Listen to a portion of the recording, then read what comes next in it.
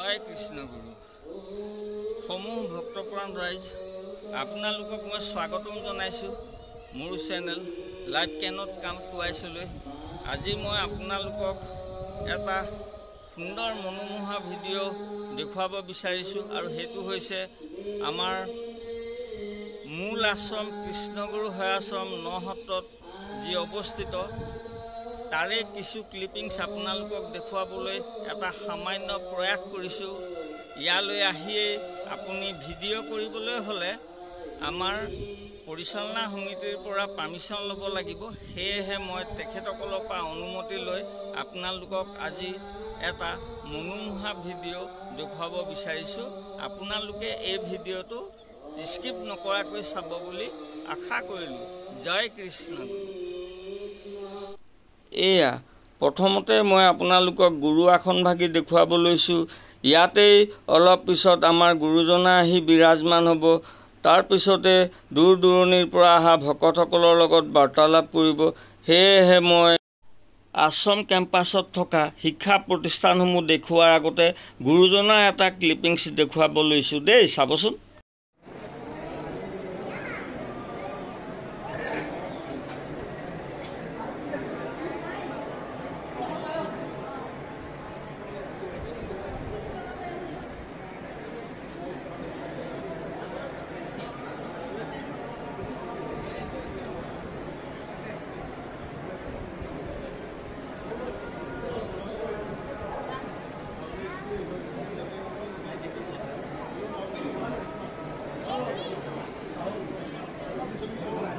এয়া ইয়াতে চাওক, আন্তঃৰাষ্ট্ৰীয় পৰিচালনা সমিতিৰ বিনা অনুমতিত ষ্টিল ফটো, ভিডিঅ' বা মোবাইল ফোনেৰে সেৱাশ্ৰমৰ ভিতৰে বাহিৰে ফটো লোৱা নিষেধ।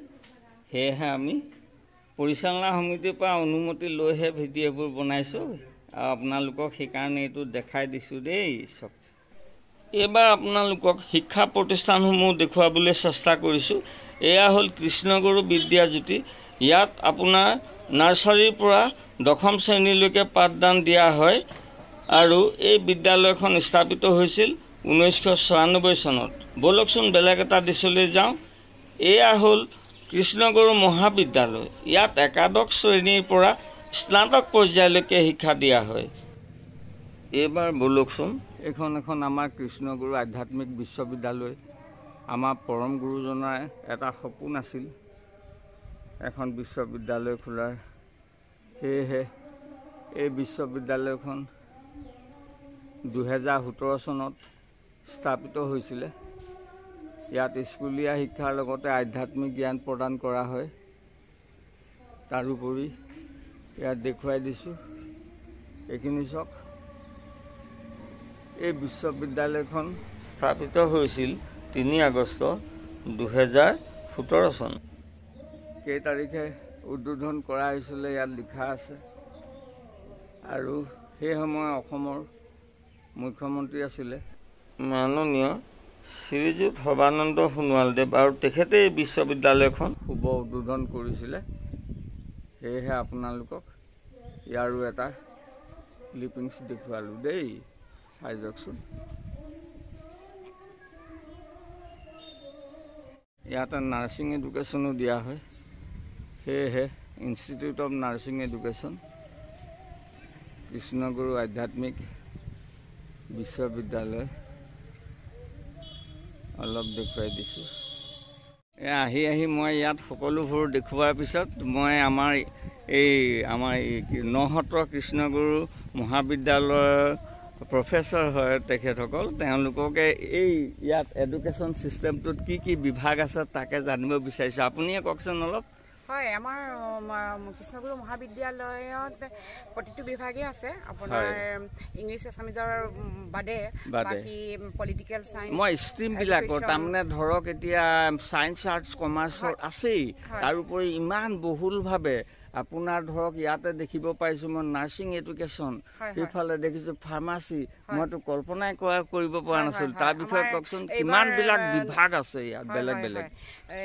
আমাৰ প্ৰতিটো বিভাগেই আছে। হয় হয়, আমাৰ কৃষ্ণগুৰু মহাবিদ্যালয়ত এডুকেশ্যন শিক্ষা বিভাগ আছে, ৰাজনীতি বিভাগ, অৰ্থনীতি বিভাগ, তাৰপাছত দৰ্শন বিভাগ, আমাৰ কলা বিভাগত যিমানখিনি আছে সকলোখিনিয়ে আছে। তাৰপাছত আমাৰ বাণিজ্য বিভাগত যিখিনি থাকে বাণিজ্য বিভাগটোও আছে আমাৰ, আৰু বিজ্ঞান বিভাগটো চায়েন্স চিষ্টেমটোও আছে।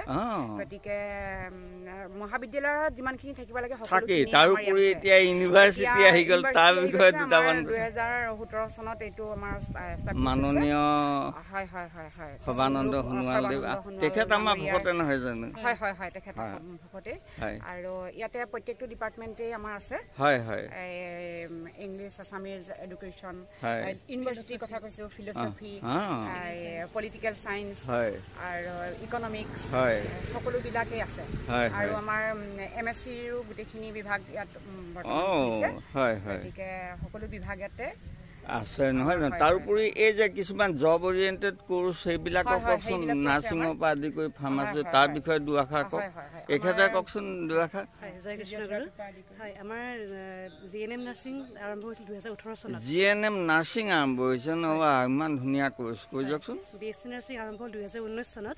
লগতে আমাৰ বেচেলৰ ফিজিঅথেৰাপি কোৰ্চ আৰম্ভ হৈছে। বেচেলৰ ফিজিঅথেৰাপি, মই তাত ডিপাৰ্টমেণ্টটো দেখিছোঁ, খুব ভাল লাগিছে। আৰু এইবাৰ নতুনকৈ B pharm, D pharm course আমাৰ অলৰেডি আৰম্ভ হৈ গৈছে। বি ফাৰ্মো আৰম্ভ হৈছে, মানে গুৰুজনাৰ সপোন আমি তাহানিতে শুনিছিলোঁ যে বিশ্ববিদ্যালয় এখন খোলাৰ কথা আছিল। এই এগৰাকী মানে ভিউৱাৰ্ছসকলক জনাই দিছোঁ, একদম মোৰ নিজৰ ভনীৰ গতে আমি সৰুৰ পৰা ব্যৱহাৰ কৰা, এওঁৰ লগতে এগৰাকী এই কলেজৰে মানে অধ্যাপিকা। সেয়েহে মই এখেতক সুধিছোঁ দেই, সেয়া ন ফিজিঅথেৰাপি কোৰ্চো আছে, এই সকলোবোৰ ইয়াতে ল'ব পৰা যায় ন? মাত্ৰ বাকী থাকিলে গৈ MBBS কোৰ্চটোৱে নহয় জানো? মই যিখিনি শুনিলোঁ। হয় হয় হয়, ডেফিনেটলি হয় হয়। মই এইটোৱে মানে ইমান মই নামঘৰ বা অন্যান্য স্থানসমূহো মই দৰ্শন কৰিছোঁ, ভিডিঅ' বনাইছোঁ, দেখিছোঁ, য'ত একেলগে ইমান বহুলভাৱে যে স্কুল পৰ্যায় দেখিছোঁ, মহাবিদ্যালয়ও কিছুমানত দেখিছোঁ, কিন্তু এনেকুৱা ইউনিভাৰ্চিটিৰ পৰা আদি কৰি KG to PG, এইটো বৰ সুন্দৰ। হয় হয়, খুব ভাল লাগিলে দেই আপোনালোকৰ লগত কথা পাতি। আমিও আজি আশ্ৰম এৰিব লাগিব, সেয়েহে আপোনালোকক সঠিক সময়ত প্ৰভুৱে সঠিক জেগাত পোৱাই দিছে, গৈ চাওকচোন এই কেম্পাছৰ ভিতৰত। ধন্যবাদ। জয় কৃষ্ণ গুৰু। সমূহ ভক্তপ্ৰাণ ৰাইজ, আপোনালোকক মই আজি যিখিনি দেখুৱাবলৈ পাৰ্যমানে চেষ্টা কৰিলোঁ, মোৰ এই ভিডিঅ'টো বনোৱাৰ এটাই উদ্দেশ্য আছিল যাতে আমাৰ ভকতসকলৰ ল'ৰা ছোৱালীবোৰে ইয়াত আহি কেনেদৰে ক'ত কি পঢ়িব পাৰে তাকে জনোৱা। এইটো মোৰ এটা সামান্য প্ৰয়াস মাথোন। সেইবাবে মোৰ ভিডিঅ'টো চাই যদি ভাল পাইছে তেন্তে লাইক, শ্বেয়াৰ, কমেণ্টছ আৰু ছাবস্ক্ৰাইব কৰিব বুলি আশা কৰিলোঁ। জয় কৃষ্ণ।